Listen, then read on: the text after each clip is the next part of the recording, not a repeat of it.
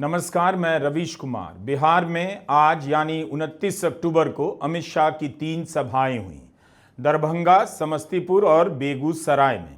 हमने समस्तीपुर और दरभंगा के भाषणों को पूरा देखा है।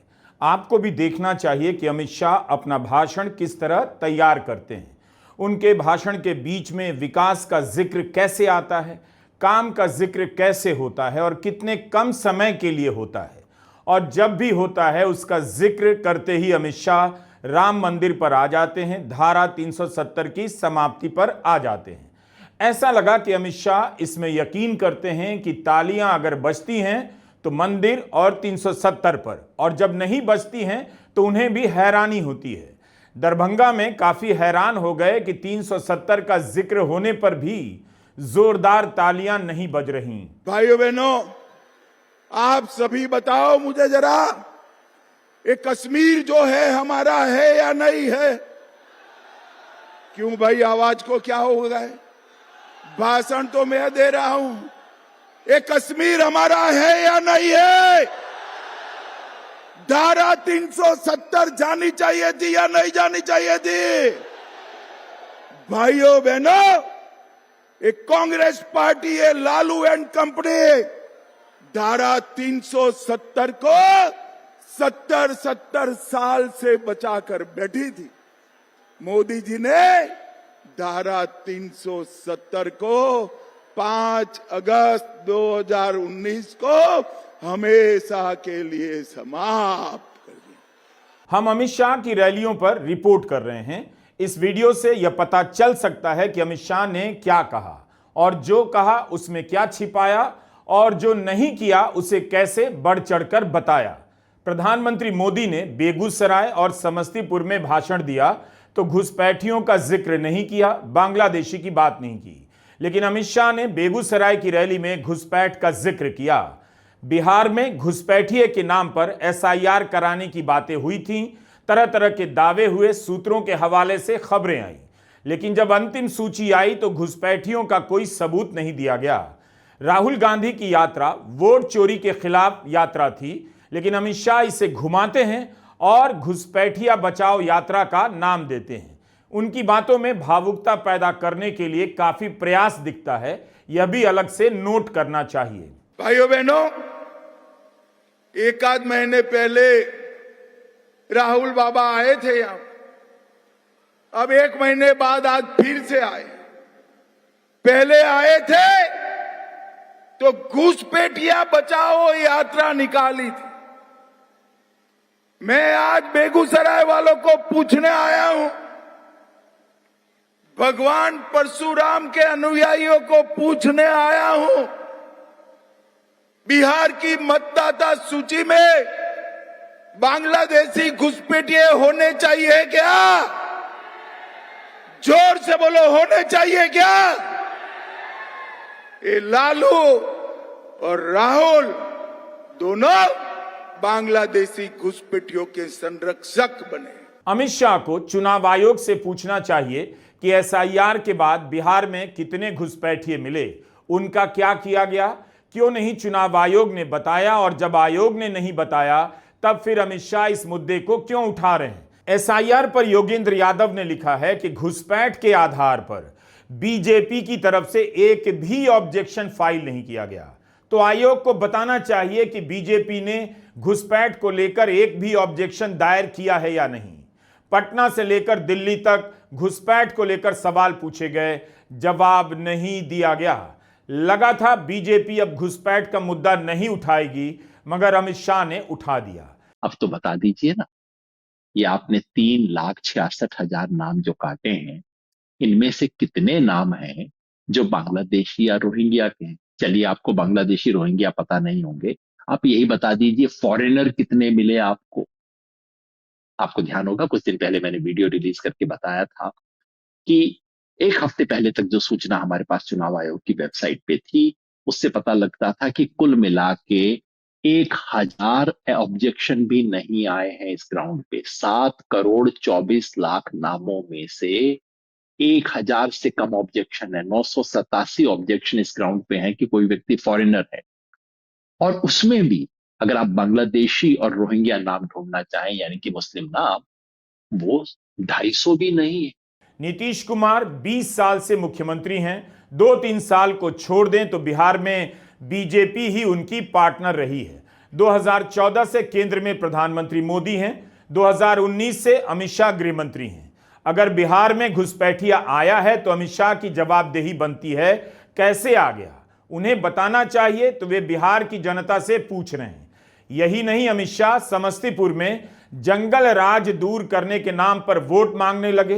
तो क्या 20 साल के नीतीश राज्य में कथित रूप से जंगल राज दूर नहीं हो सका? अमित शाह ने कहा जंगल राज से मुक्ति का यह चुनाव है। समस्तीपुर के रोसड़ा को जंगल राज से मुक्त कराना होगा। भाइयों बहनों, मुझे बताओ, आने वाला चुनाव ये हमारे विधायक के प्रत्याशियों को विधायक बनाने का चुनाव नहीं है, उनको मंत्री बनाने का भी नहीं है, किसी को मंत्री मुख्यमंत्री बनाने का नहीं है। आने वाला चुनाव बिहार को जंगल राज से मुक्ति दिलाने का चुनाव। क्या अमित शाह यह कहना चाहते हैं कि बिहार कभी जंगल राज से मुक्ति ही नहीं हुआ था? रोसड़ा और समस्तीपुर जंगल राज की चपेट में ही था। एक और बात है, क्या आप जानते हैं कि अमित शाह ने असम को बाढ़ मुक्त बनाने का वादा किया है? जब उन्होंने कहा था तब किसी को यकीन नहीं हुआ कि अमित शाह असम को बाढ़ मुक्त बना सकते हैं। यह और बात है कि शक करने वाले सही साबित हो रहे हैं, क्योंकि असम में बाढ़ का आना बंद नहीं हुआ है। फरवरी 2021 में अमित शाह ने कहा कि असम सरकार ने ऐसी योजना बनाई है कि 5 वर्षों के भीतर असम में बाढ़ को अतीत की बात बना देगी। 2021 के चुनाव में उन्होंने कहा कि हम बाढ़ मुक्त असम का वादा करते हैं, लेकिन जिस तरह से उन्होंने वादा किया वो गौर करने वाली बात है। उनके भाषण को सुनकर भले कोई शक कर ले, लेकिन जिस तरह से उन्होंने बताया है वो आप सुनिए, लगेगा कि सचमुच असम बाढ़ मुक्त हो जाएगा।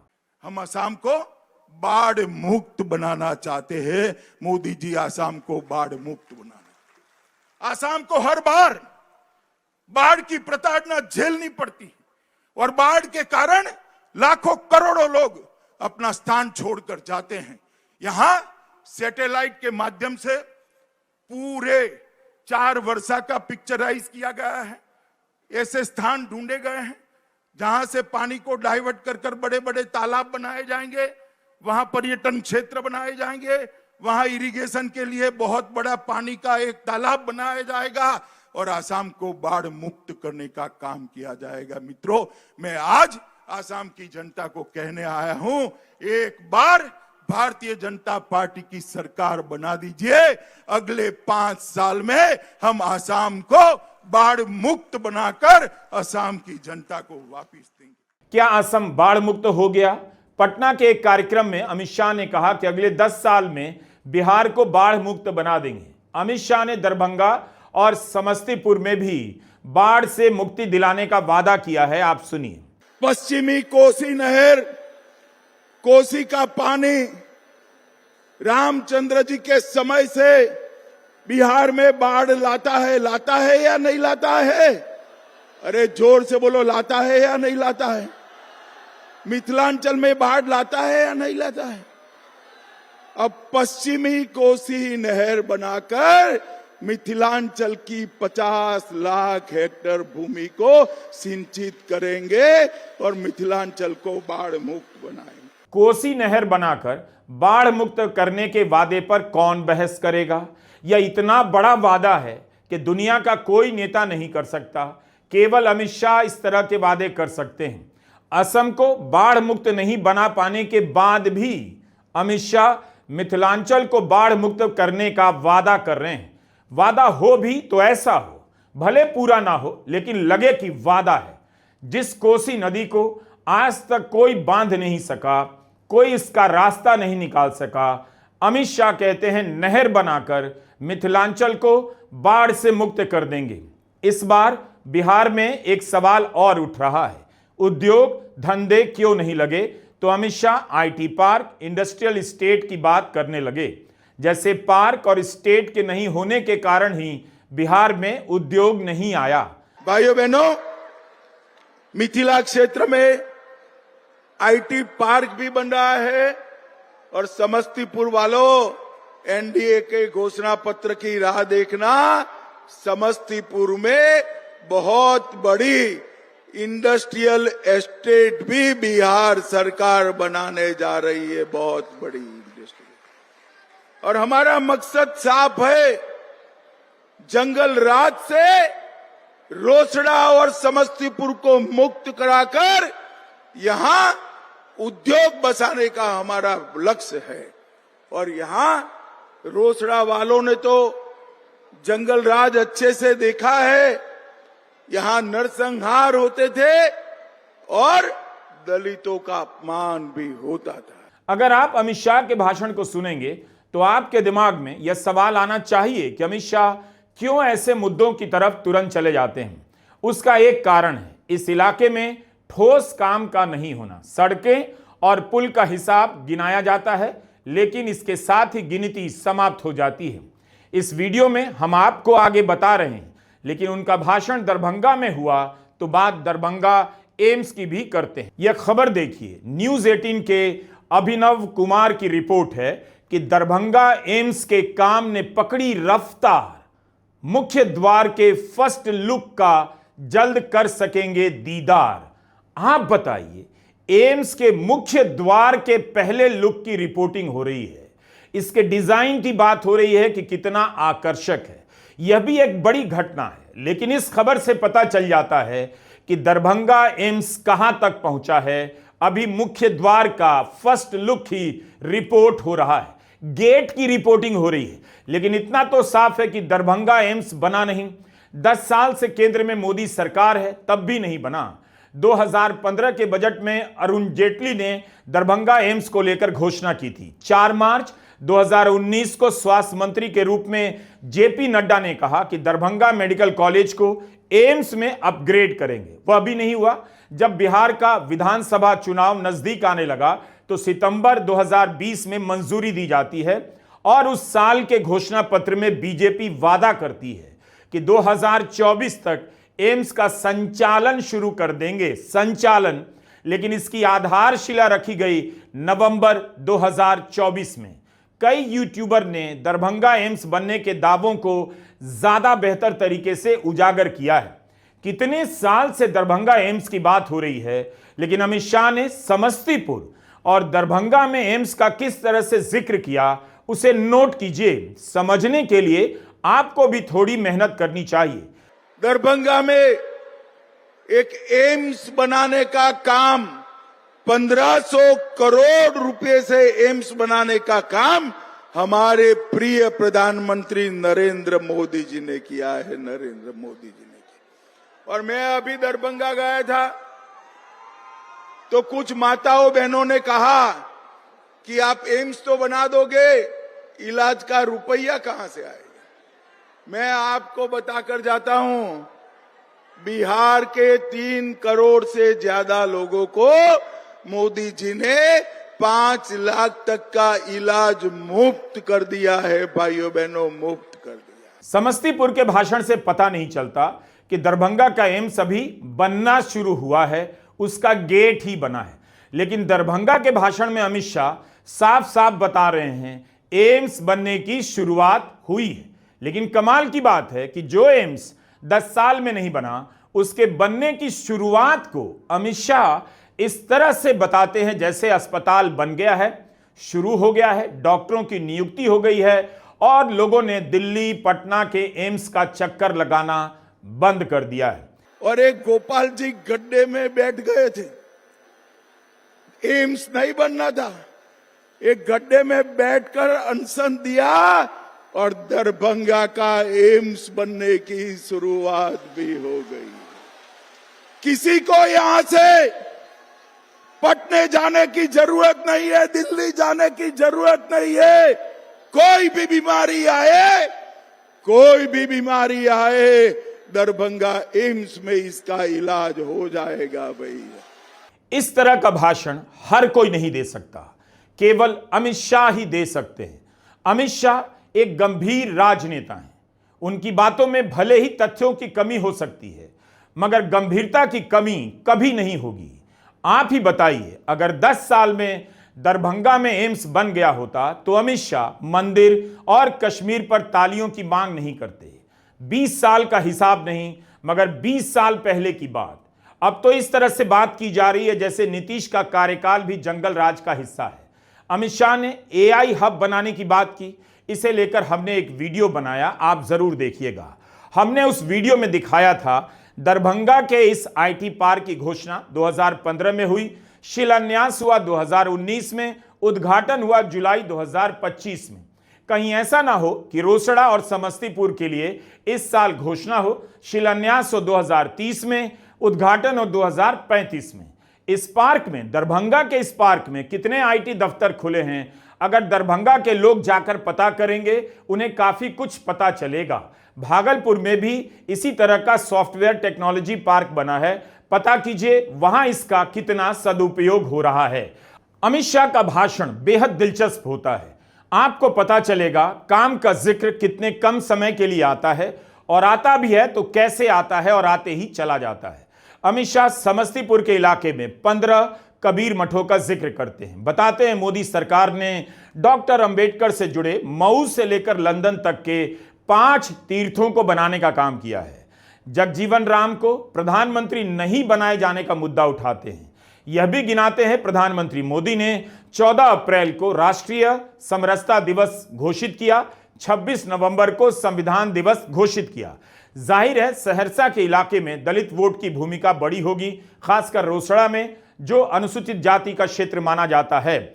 उसी हिसाब से इन बातों का जिक्र अमित शाह करते हैं। इसके अलावा स्थानीय रूप से बताते हैं कि सहरसा में कहां रोड बना, कहां पुल बना। आप गौर करेंगे कि केवल सड़कों और पुलों का जिक्र आता है, और यही सवाल है कि लाखों करोड़ों रुपए के पुल और सड़क बनाने के बाद भी बिहार 20 साल में आर्थिक रूप से संपन्न क्यों नहीं हो सका।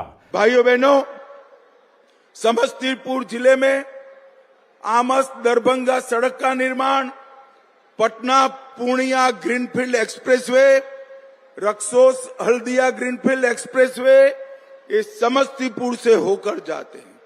96 करोड़ से रोसड़ा शिवाजी नगर पथ का चौड़ीकरण, 62 करोड़ से शंकर घाट पर पुल का निर्माण, 42 करोड़ से सराय रंजन में मेडिकल कॉलेज और शिवाजी नगर पर आरसीसी पुल बनाने का काम भी किया। रेलवे में वंदे भारत एक्सप्रेस बहुत सारी समस्तीपुर को कनेक्ट करती है, और पूसा कृषि विश्वविद्यालय का नाम हमने राजेंद्र प्रसाद जी के नाम पर रखने का काम किया। समस्तीपुर में क्या 20 साल में एक भी ऐसा स्नातक कॉलेज नहीं बना जिसकी छवि इतनी अच्छी होती कि पटना से लोग वहां पढ़ने आते? समस्तीपुर के लोग पटना नहीं जाते, दिल्ली नहीं जाते। अमित शाह एक कॉलेज का नाम लेते हैं, और वो भी नाम बदलने के संदर्भ में कि पूसा कृषि विश्वविद्यालय का नाम राजेंद्र प्रसाद जी के नाम पर कर दिया गया है। यह इसी अप्रैल की खबर है, टाइम्स ऑफ इंडिया में छपी है कि 81 असिस्टेंट प्रोफेसर, 9 एसोसिएट प्रोफेसर और 2 प्रोफेसर की नियुक्ति हुई है। इसमें 18 महीने लगे हैं, वह भी 5 साल बाद नियुक्ति हुई है। इतने समय तक इस यूनिवर्सिटी में पढ़ाई का क्या हाल रहा होगा, आप सोचिए। लेकिन देश के गृह मंत्री कहते हैं हमने यूनिवर्सिटी का नाम बदल दिया है। समस्तीपुर की तरह दरभंगा में भी अमित शाह ने काम का जो हिसाब गिनाया उसमें ज्यादातर सड़कों और पुलों का जिक्र था। पता चलता है कि किस तरह का काम है। ये वो काम है जो सबको दिखाई देते हैं। हम यह तो नहीं कहते कि इनका संबंध विकास से नहीं है, सड़कें जरूरी नहीं है, लेकिन 20 साल बाद अगर इतना ही गंभीर संबंध होता तो बिहार इतना गरीब नजर क्यों आता। आप अमित शाह के भाषण का यह हिस्सा सुनिए। भाइयों बहनों, मैं दरभंगा में मोदी जी ने जो किया है उसकी बात करता हूं। 216 करोड़ से सोमन बाईपास बनाया, भारतमाला परियोजना में आमस दरभंगा एक्सप्रेसवे बनाया, पूर्णिया पटना एक्सप्रेसवे बनाया, लोहटा से टाटरा होते हुए कमला तटबंध बनाया, कमला नदी पर ब्रिज बनाया, कमला नदी पर नया पुल बनकर आजादी के बाद पहली बार कमला नदी रोड के पार जाएगी। 335 करोड़ से दरभंगा का रेलवे स्टेशन दरभंगा की संस्कृति के अनुरूप बन रहा है। 253 करोड़ से बाईपास रेल लाइन बनाई और जोर से ताली बजाना दरभंगा वालों, दरभंगा में मेट्रो भी आने वाली है, मेट्रो भी आने वाली है। दरभंगा से लखनऊ अमृत भारत ट्रेन बनाई और अब सीतामढ़ी से अयोध्या भी हमारी अमृत भारत ट्रेन जाने वाली है। दरभंगा एयरपोर्ट हमने बनाया, 200 बेड की क्षमता वाला स्पेशलाइज्ड कैंसर अस्पताल बनाया।